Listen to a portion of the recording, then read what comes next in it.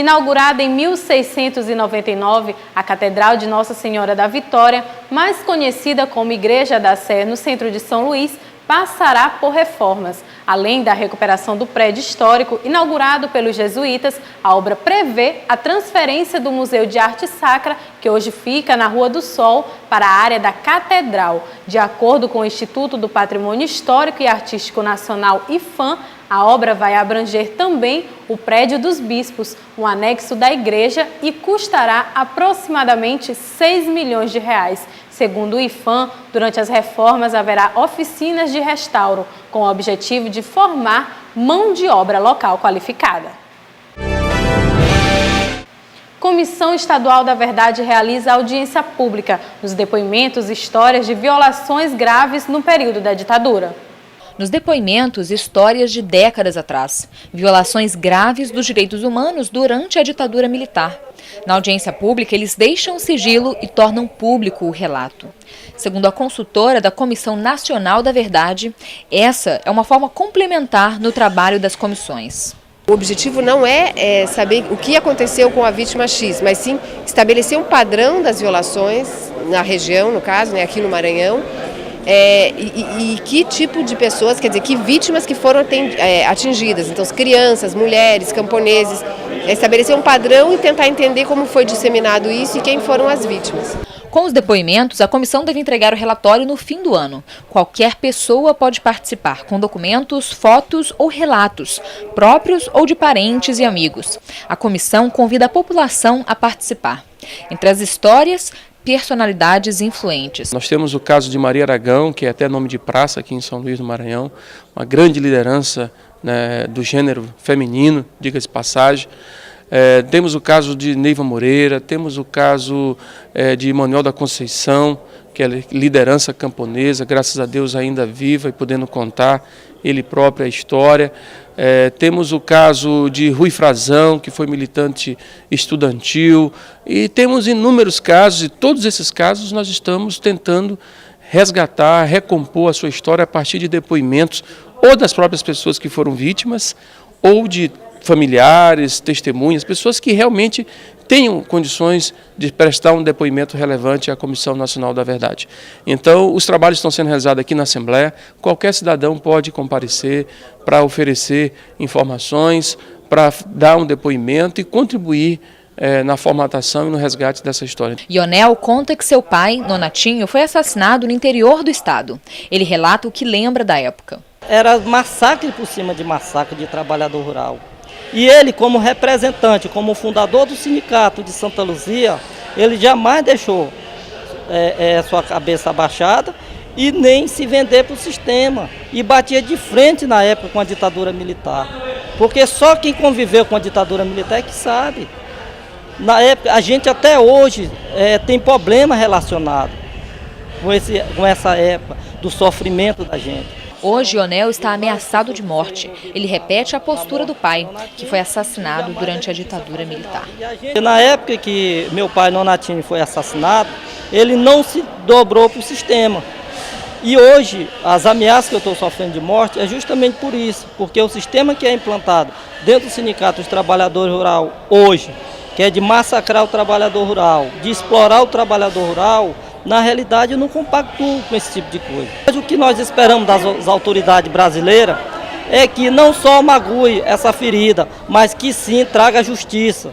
Isso que as famílias esperam, não só do Maranhão, mas como de todo o Brasil. Na parte da tarde, integrantes da Comissão Estadual da Verdade e da Comissão Nacional cumpriram uma agenda de visitas. Foram até o Arquivo Público e a sede da Sociedade dos Direitos Humanos. A Comissão da Verdade iniciou as atividades externas com uma visita ao prédio que abriga o acervo documental do Estado. A consultora da Comissão Nacional da Verdade, Glenda Mazaroba, e o deputado estadual Bira do Pindaré olharam relatórios e fichários, informações que podem ajudar no trabalho da comissão. O acervo do DOPS está bem organizado, ainda não está digitalizado, mas nem no Arquivo Nacional está tudo digitalizado. Eu acho que assim, para a pesquisa que a Comissão da Verdade da Assembleia Legislativa precisa fazer, não vai ser impedimento não, porque não é um material tão extenso, então está muito bem acondicionado e o trabalho aqui tá muito bem feito. A gente percebe que há uma preocupação em zelar com essa documentação, com esse patrimônio da sociedade do Maranhão e da sociedade brasileira. Eu acho que vai poder contribuir muito na construção do relatório final da Comissão aqui da Verdade do Maranhão.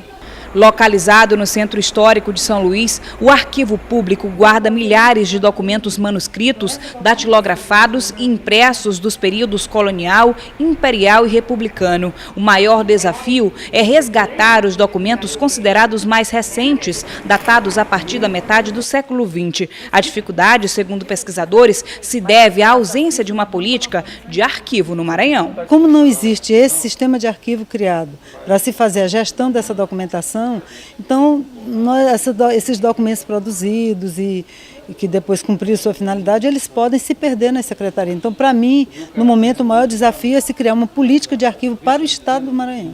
Após o Arquivo Público, a comissão seguiu para uma visita à Sociedade Maranhense de Direitos Humanos, que nasceu no fim da década de 70, em plena ditadura militar. A ideia é contar com a ajuda de uma entidade civil pioneira no Estado, que atua na assessoria jurídica e na formulação de denúncias e reivindicações das comunidades junto aos governos, em um momento em que a Comissão da Verdade entra em uma fase acelerada para a conclusão do relatório final. É possível até que em alguns casos que a gente já tenha acompanhado no passado sirvam para dar subsídio a essa comissão. Então, o primeiro passo, eu acho que é revisitar alguns desses casos, o nosso arquivo, nosso acervo, e ver de que, em termos de documento e de memória de algumas pessoas que passaram aqui pela entidade, que ainda estão até hoje.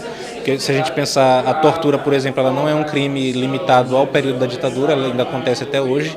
Então, primeiramente, esse resgate, né? essa memória mesmo para colaborar. Acredito que essa semana nós demos um salto imenso em relação aos trabalhos da Comissão da Verdade, graças a essa cooperação com a Comissão Nacional, que mandou toda a sua consultoria técnica para nos ajudar numa capacitação interna da nossa própria equipe na Assembleia, e todo o trabalho que já se iniciou, ouvindo pessoas, escutando as pessoas com seus depoimentos, com as suas histórias de violações cometidas durante a ditadura militar. Também é bastante significativo, né, a participação da sociedade civil, né, e do Arquivo Público do Estado, que abriu as portas com todas as informações de todas as pessoas que, de alguma forma, foram vítimas desse período cruel que foi a ditadura militar no Brasil e no Estado do Maranhão. Durante toda a semana, a TV Assembleia vem discutindo temas ligados à cidade de São Luís. Hoje, o portal da Assembleia entrevistou Marcelo do Espírito Santo, presidente do Instituto Municipal da cidade.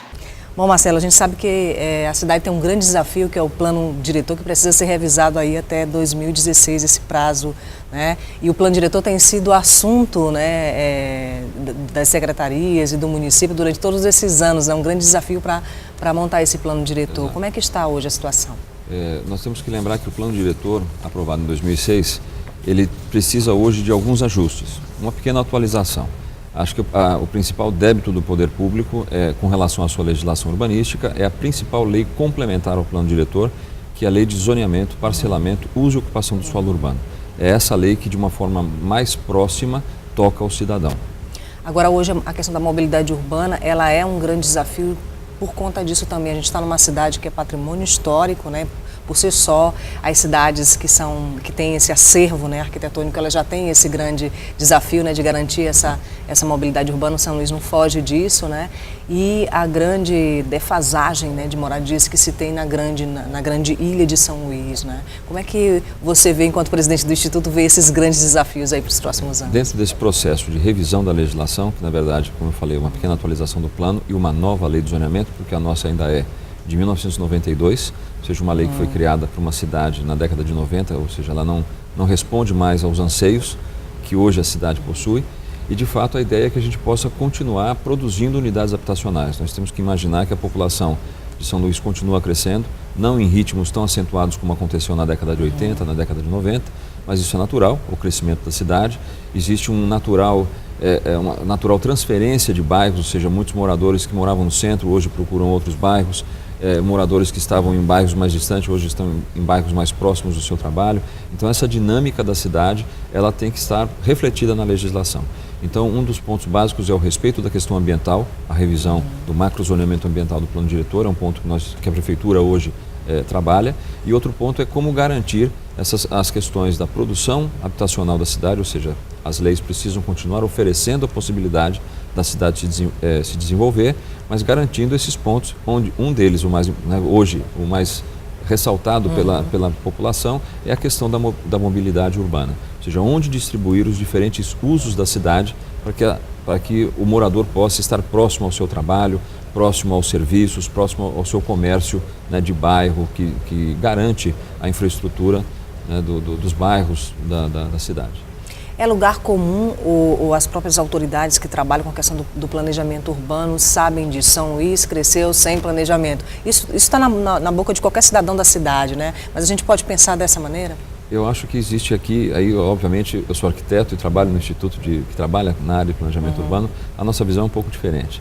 Na verdade, São Luís tem desde a década de 80, ou se formos pensar na prefeitura ainda da época do prefeito Haroldo Tavares, nós tivemos lá, naquele momento, na década de 70 ainda, o primeiro plano diretor, já numa visão mais contemporânea desse instrumento jurídico, né, de gestão de cidades. Então, sempre a legislação existiu. O que acontece? Na década de 80, São Luís tem um volume de crescimento por conta da instalação dos grandes projetos e o poder público é literalmente vencido pela dinâmica da cidade. Ou seja, o que falta é o controle dessa legislação aplicada à cidade.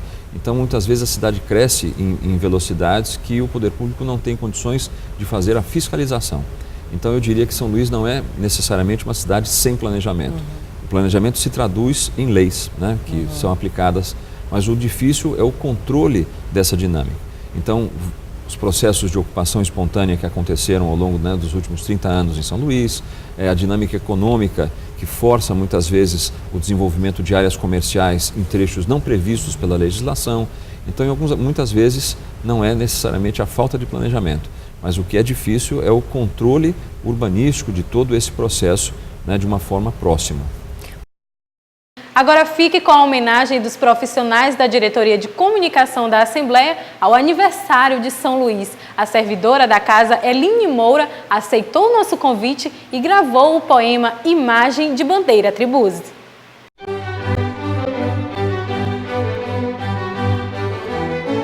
Vista do mar, a cidade subindo suas ladeiras, parece humilde presépio, levantado por mãos puras. Nibada de claridade, ponteia velhos telhados, com as torres das igrejas e altas copas de palmeiras. Seus dois rios, como braços, cinge-lhe a doce figura. Sobre a paz de sua imagem, flui a música do tempo.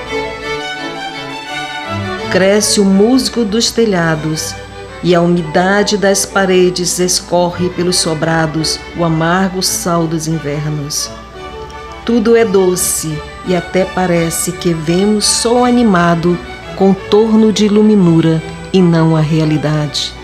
Vista do mar, a cidade parece humilde presépio, levantado por mãos puras e em sua simplicidade esconde glórias passadas, sonha grandezas futuras.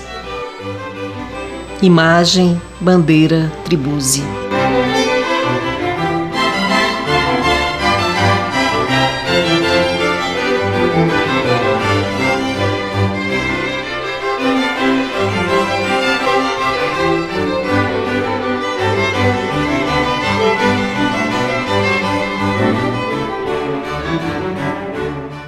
TV Assembleia, o Legislativo até você.